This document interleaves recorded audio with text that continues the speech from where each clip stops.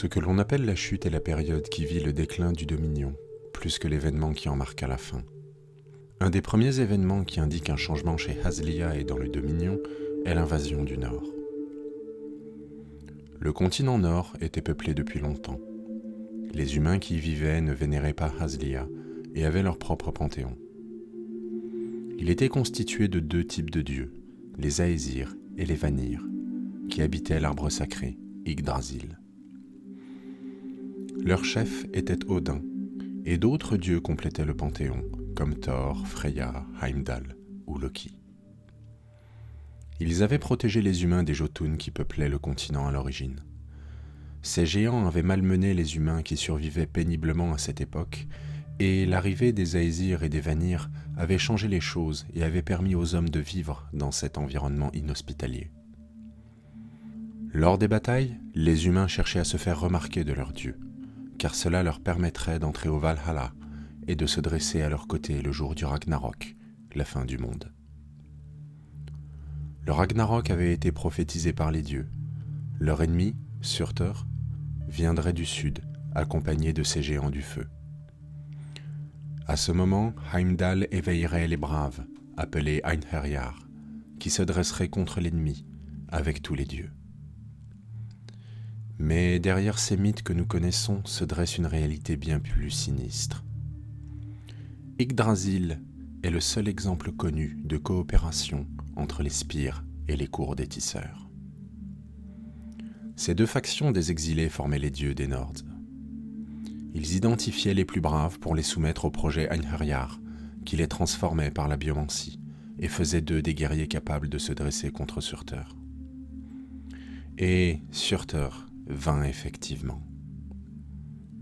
Hazlia décréta une croisade contre les peuples du Nord. Mais contrairement aux campagnes militaires précédentes, celle-ci fut orchestrée dans la précipitation. 4 légions entières furent envoyées, menées par certains des anges les plus puissants au service de Hazlia.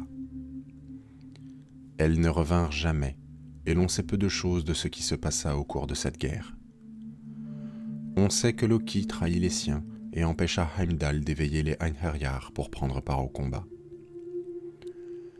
Et malgré l'absence de ces derniers, qui constituaient la force principale des dieux Nords, il fallut 4 légions entières et plusieurs anges célestes et, selon certains, l'intervention de Hazlia lui-même pour abattre les Aesir et les Vanir et brûler Yggdrasil.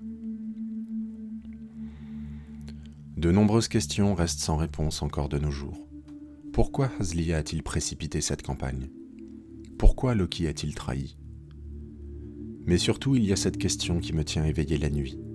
Comment les Aesir et les Vanir savaient-ils qu'un ennemi viendrait du sud et marquerait leur fin ? Cela a-t-il un lien avec le mystérieux puits de sagesse dont parlent certaines des plus vieilles légendes des Nords ? La réponse à ces questions repose peut-être encore au cœur de Yggdrasil. Toujours est-il que le Nord fut brisé et les Jotun vinrent reprendre leur terre aux humains, leur dieu n'étant plus là pour les protéger. Après la guerre, la situation dans le Dominion était devenue inquiétante. 4 légions entières n'étaient pas revenues de cette croisade. Pour la première fois, le Dominion ne pouvait clamer sa victoire.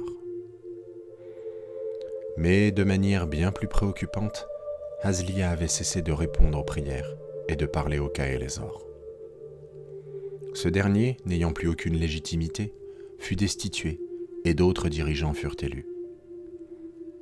Mais n'ayant pas été choisi par Hazlia, les crises politiques se succédèrent. L'Église chercha à stabiliser les choses en faisant appel aux légions, mais ces dernières étaient clairsemées, le Dominion ayant perdu un quart de ses troupes.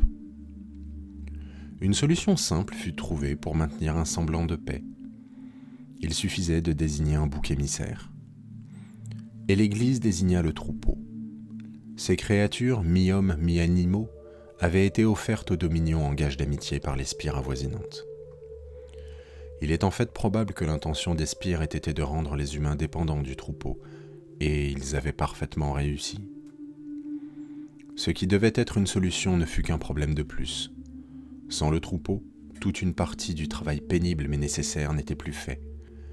L'esclavage devint donc vite nécessaire pour continuer à produire, et la crise s'aggrava.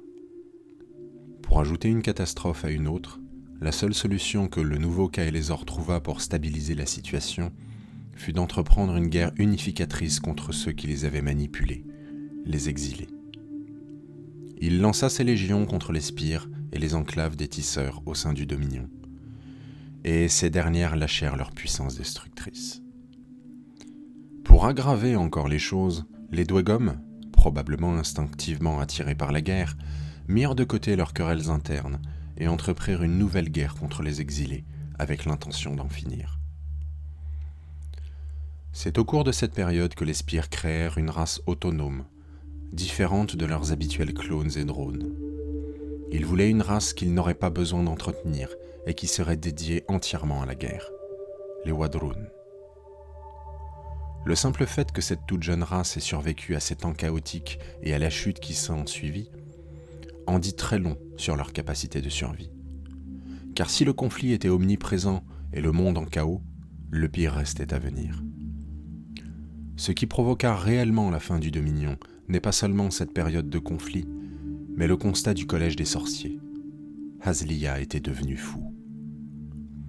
Et c'est alors qu'ils se posèrent la question qui devait tout précipiter. Comment tuer un dieu ?